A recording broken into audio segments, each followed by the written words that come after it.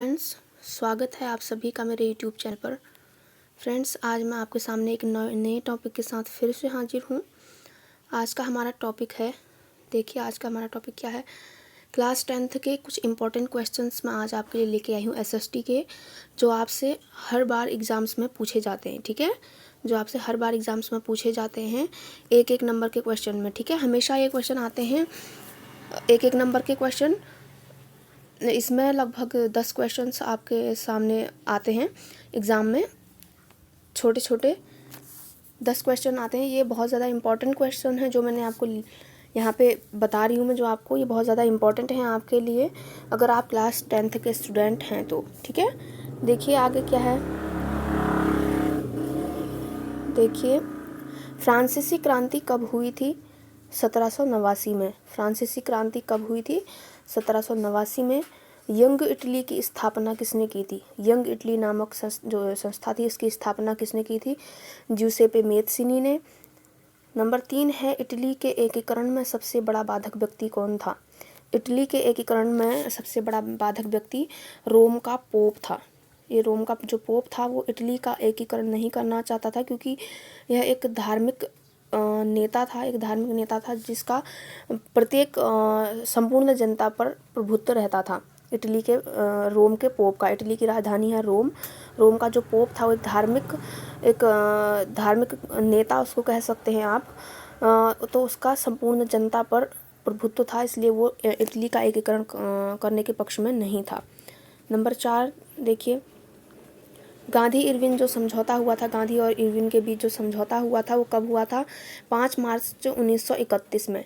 5 मार्च 1931 में गांधी जी और इरविन के बीच में समझौता हुआ था, 5 मार्च 1931 में। सविनय अवज्ञा आंदोलन कब प्रारंभ किया गया? सविनय अवज्ञा आंदोलन 1930 में प्रारंभ किया गया था। औद्योगिक क्रांति कहाँ आरंभ हुई? सर्वप्रथम औद्योगिक जो क्रांति थी, उद्योगों का विकास से संबंधित थी ये क्रांति सबसे पहले कहाँ आरंभ हुई? इंग्लैंड में। इंग्लैंड में ये क्रांति सबसे पहले आरंभ हुई। प्रश्न नंबर 7 देखिए, जंगल बुक नामक प्रसिद्ध पुस्तक के लेखक का नाम क्या है? जंगल बुक नामक जो प्रसिद्ध पुस्तक है वो किसने लिखी है? रुडयार्ड किपलिंग ने। अब आगे देखिए, रिंडरपेस्ट क्या है? यह पशुओं की एक बीमारी है, इसे मवेशी प्लेग भी कहते हैं। यह बीमारी 1890 ईस्वी के दशक में अफ्रीका में फैली थी। यह रिंडरपेस्ट जो है वो एक पशुओं से संबंधित एक बीमारी है, इसे मवेशी प्लेग भी कहते हैं। ये बीमारी 1890 ईस्वी के दशक में अफ्रीका में फैली थी। देखिए, मैंने ये जो क्वेश्चंस यहाँ पे लिखाए हुए बहुत ज़्यादा इम्पोर्टेंट क्वेश्चंस हैं। ये हर बार आपसे पूछे जाते हैं, हर बार मतलब जितने भी आपके बोर्ड एग्ज़ाम्स या फिर प्री बोर्ड की जो परीक्षाएं होती हैं, अर्धवार्षिक परीक्षाएं जो आपकी होती हैं, उनमें कई बार ये क्वेश्चंस पूछे जाते हैं। अगला देखिए, प्रश्न नंबर 9, भारत में प्रिंटिंग प्रेस कौन लाया था? भारत में जो प्रिंटिंग प्रेस था, छपाई का जो काम होता है, पुस्तकें छापने का जो एक काम होता है इस तरीके का, इसको कौन लेकर के आया? सबसे पहले जो पुर्तगाली धर्म प्रचारकों के द्वारा गोवा में लाया गया। पुर्तगालियों का शासन था भारत के का जो गोवा राज्य है वहाँ पर पुर्तगालियों का शासन था, तो वहाँ पर पुर्तगाली धर्म के प्रचारक जो थे उनके द्वारा लाया गया गोवा में। प्रिंटिंग प्रेस का आविष्कार किसने किया था? प्रिंटिंग प्रेस का आविष्कार यूरोप में गुटेनबर्ग ने किया। इस प्रेस में छपने वाली प्रथम पुस्तक बाइबिल थी। बाइबिल थी। ठीक है, जो प्रिंटिंग प्रेस का आविष्कार है वो यूरोप में गुटेनबर्ग ने किया था। गुटेनबर्ग नाम था उनका, उन्होंने किया था। और इस प्रेस में छपने वाली जो प्रथम पुस्तक थी वो बाइबिल थी। जो ईसाइयों की पुस्तक होती है बाइबिल, वो थी। मुद्रण क्रांति का अर्थ क्या है? प्रिंटिंग प्रेस के द्वारा पुस्तकें छापने के नए तरीके को मुद्रण क्रांति कहा जाता है। प्रिंटिंग प्रेस के द्वारा जो पुस्तकें छापी जाती हैं उसका एक नए तरीके को मुद्रण क्रांति कहा जाता है। प्रश्न नंबर 12 देखिए, भारतीय मिट्टी को कितने भागों में बांटा जाता है? भारत की जो मिट्टी है उसको कितने भागों में बांटा जाता है? लगभग 6 भागों में इन्हें बांटा जाता है। नंबर 1 जलोढ़ मिट्टी, नंबर 2 काली मिट्टी, लाल मिट्टी, लेटेराइट मिट्टी, पर्वतीय मिट्टी और मरुस्थलीय मिट्टी। भारत की जो मिट्टी के प्रकार हैं ये। ठीक है, अब देखिए आगे प्रश्न नंबर 13, भारत में मैदानी क्षेत्र का क्षेत्रफल कितना है? भारत में जो मैदानी क्षेत्र है, तराई क्षेत्र, उसका क्षेत्रफल कितना है? 43%, 43%। ठीक है। प्रश्न नंबर 14 देखिए, उत्तराखंड राज्य में कौन सी मिट्टी पाई जाती है?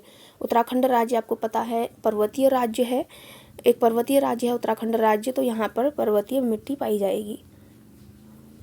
प्रश्न नंबर 15 देखिए, चिपको आंदोलन का संबंध किस राज्य से है? चिपको आंदोलन जो हुआ था उसका संबंध किस राज्य से है? उत्तराखंड राज्य से। ये आंदोलन जो है उत्तराखंड राज्य में शुरू हुआ था, उत्तराखंड राज्य के चमोली जिले के रैणी गांव से स्टार्ट हुआ था ये आंदोलन, तो उत्तराखंड राज्य से संबंधित है। कार्बेट राष्ट्रीय पार्क किस राज्य में स्थित है?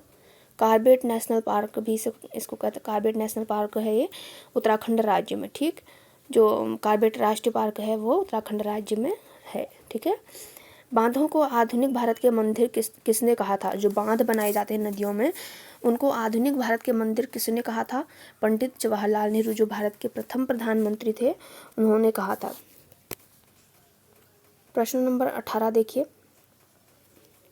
गुजरात राज्य में सरदार सरोवर बांध किस नदी पर बना हुआ है? गुजरात राज्य में जो सरदार सरोवर बांध बना है वो किस नदी पर बना हुआ है? नर्मदा नदी पर। भाखड़ा नागल बांध किस राज्य में और कौन सी नदी पर बनाया गया है? भाखड़ा नागल बांध किस राज्य में है और कौन सी नदी पर बनाया गया है? पंजाब राज्य में। पंजाब राज्य में है भाखड़ा नागल बांध और सतलज नदी पर बना है। उत्तराखंड राज्य का जो टिहरी बांध परियोजना है वो किस नदी पर बनी है? भागीरथी नदी पर।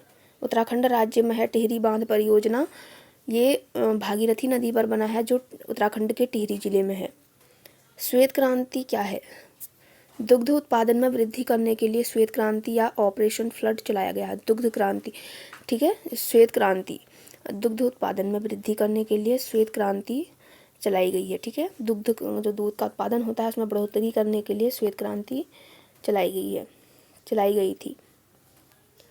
प्रश्न नंबर 22 देखिए, भारत का सर्वाधिक चाय उत्पादक राज्य कौन सा है? भारत का सर्वाधिक चाय उत्पादक राज्य कौन सा है? असम। यहाँ पर सर्वाधिक चाय का उत्पादन किया जाता है।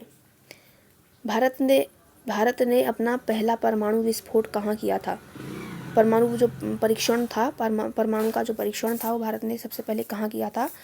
परमाणु का परीक्षण। ठीक है, राजस्थान के पोखरण नामक स्थान पर परमाणु का परीक्षण किया था भारत ने पहली बार। ये प्रश्न नंबर 24 देखिए, बहुत ज़्यादा इम्पोर्टेंट है ये। हालांकि ये सभी क्वेश्चंस आपके लिए बहुत ज़्यादा इम्पोर्टेंट हैं, पर ये 24वां क्वेश्चन आपके लिए बहुत ज़्यादा इम्पोर्टेंट है। देखिए, कृषि आधारित 2 उद्योगों के नाम, ये कई बार पूछा जाता है। कृषि आधारित 2 उद्योग कौन कौन से? बहुत सिंपल है ये, सूती वस्त्र उद्योग और चीनी उद्योग, ये कृषि से संबंधित उद्योग हैं। 25 देखिए, भारत में पहली सूती मिल कब और कहाँ स्थापित की गई? सन 1854 में मुंबई में स्थापित की गई। भारत में पहली सूती मिल, सूती वस्त्र की जो मिल थी वो कहाँ पर स्थापित की गई? सन 1854 में मुंबई में। विश्व का सबसे बड़ा लोकतांत्रिक देश कौन सा है? विश्व का सबसे बड़ा लोकतांत्रिक देश है भारत। ठीक है, विश्व का सबसे बड़ा लोकतांत्रिक देश भारत। श्रीलंका को ब्रिटेन से स्वतंत्रता कब प्राप्त हुई? जिस तरह से भारत, इंडिया जो है गुलाम रहा था ब्रिटेन का अर्थात इंग्लैंड का, उसी तरह से श्रीलंका भी उसका गुलाम था। भारत 1947 में आज़ाद हुआ और श्रीलंका 1948 में। ठीक है। नागरिक अधिकार आंदोलन किस देश में प्रारंभ किया गया था? संयुक्त राज्य अमेरिका में। नागरिक अधिकार आंदोलन संयुक्त राज्य अमेरिका में शुरू किया गया था। ये बहुत ज़्यादा इम्पोर्टेंट है, यहाँ पे इम्पोर्टेंट लिखा हुआ है मैंने, ये कई बार पूछा जाता है। आगे देखिए, प्रश्न नंबर 29, समरूप समाज किसे कहते हैं? ये बहुत ज़्यादा इम्पोर्टेंट है। समरूप समाज किसे कहते हैं? जिस समाज में अधिकांश लोग एक ही नस्ल और संस्कृति के होते हैं वह समाज समरूप समाज कहलाता है, जैसे जर्मनी और स्वीडन। जिस समाज में अधिकांश लोग एक ही नस्ल और एक ही संस्कृति और एक ही धर्म प्रजाति के लोग होते हैं उस समाज को समरूप समाज कहा जा सकता है। इंडिया को समरूप समाज नहीं कहा जा सकता है क्योंकि यहाँ पर कई संस्कृति के लोग निवास करते हैं, अलग अलग नस्ल के लोग निवास करते हैं, अलग अलग धर्म के लोग निवास करते हैं, इसलिए इंडिया को समरूप समाज नहीं कहा जा सकता।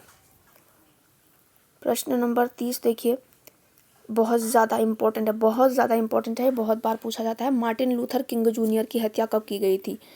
ये धर्म सुधार आंदोलन के प्रवर्तक थे मार्टिन लूथर किंग जूनियर, जिन्होंने धर्म सुधार के लिए कई प्रयत्न किए। इनकी हत्या जो है 4 अप्रैल 1968 को की गई। ठीक है, इनकी हत्या की गई 4 अप्रैल 1968 को। 31 देखिए, जातिगत भेदभाव से मुक्त समाज की व्यवस्था करने वाले 2 समाज सुधारकों के नाम।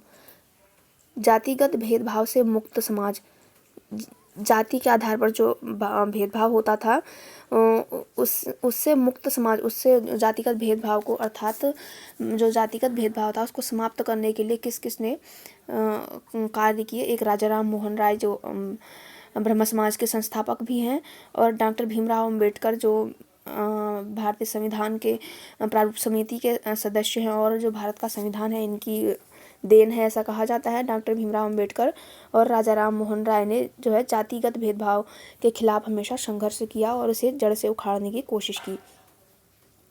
प्रश्न नंबर 32 देखिए क्या है, भारत के 2 राष्ट्रीय राजनीतिक दलों के नाम बताइए।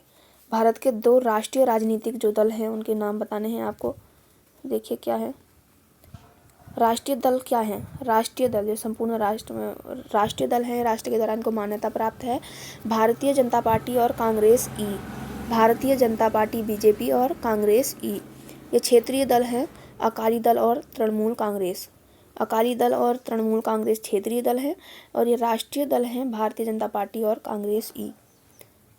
प्रश्न नंबर 33 देखिए, बहुत मोस्ट इम्पॉर्टेंट है, लोकतंत्र की परिभाषा। ये कई बार पूछी जाती है इब्राहिम लिंकन के द्वारा। ये बहुत सिंपल है, इसलिए हर स्टूडेंट इसको ही याद करता है। देखिए, इब्राहिम लिंकन के अनुसार लोकतंत्र जनता का जनता के लिए तथा जनता के द्वारा शासन है। इब्राहिम लिंकन ने कहा कि लोकतंत्र जो है जनता का शासन है, जनता के लिए शासन है और जनता के द्वारा शासन है, अर्थात लोकतंत्र जो है जनता का शासन है। ठीक है। 34 देखिए, भारत के किस राज्य में प्रति व्यक्ति आय सबसे अधिक है। भारत के किस राज्य में प्रति व्यक्ति जो आय है वो सबसे अधिक है। ठीक है, प्रति व्यक्ति आय सबसे अधिक है, कहाँ है, गोवा में। बहुत ज़्यादा इम्पोर्टेंट क्वेश्चन था ये। अब क्वेश्चन नंबर 35 देखिए,